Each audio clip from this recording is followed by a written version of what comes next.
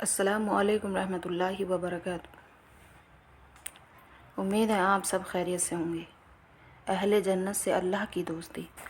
قرآن میں اللہ تعالیٰ فرماتا ہے، مومن سے کہا جائے گا ہم دنیا کی زندگی میں بھی تمہارے رفیق تھے اور آخرت میں بھی تمہارے رفیق رہیں گے، اور جنت میں تمہارے لیے ہر وہ چیز موجود ہوگی جو تمہارا دل چاہے گا، اور وہاں جو تم مانگو گے وہ تم کو ملے گا۔ یہ بخشنے والے مہربان کی طرف سے بطور مہمان نوازی ہوگی۔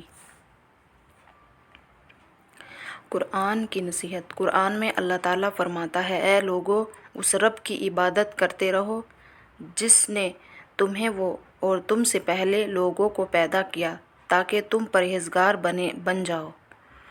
دکھاوے کے لیے خرچ کرنا۔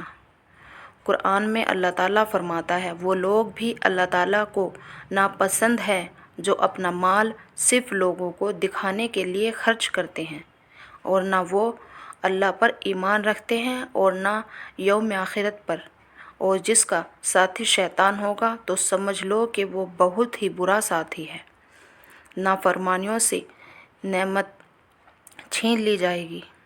قرآن میں اللہ تعالیٰ فرماتا ہے، وہ نافرمان لوگ چھوڑ گئے کتنے ہی باغات، چشمے، کھیتیاں، عمدہ مکانات اور آرام کے سامان جن میں وہ مزے کیا کرتے تھے۔ اسی طرح ہوا اور ان سب چیزوں کا وارث ہم نے ایک دوسری قوم کو بنا دیا، پھر ان لوگوں پر نہ تو آسمان رویا اور نہ ہی زمین، اور نہ ہی ان کو مہلت دی گئی۔